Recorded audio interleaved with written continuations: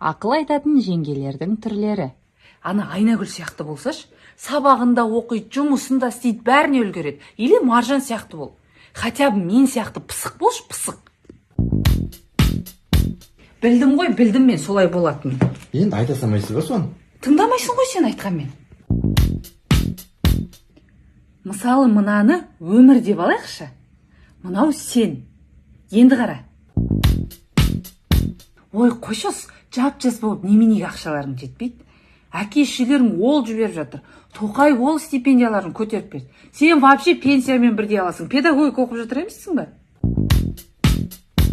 Негізі оны былай істеу керек еді. Кім тыңдашы өтініш? Әй, махаббат дей бермей байқап жүр. Ертең ана біреудің қызының ішін шарт етіп әкеп тұрма маған. Әке-шешең сені маған тапсырып отыр. Все, давай ертерек кел. Let's go, la la la. Bitch, I'm a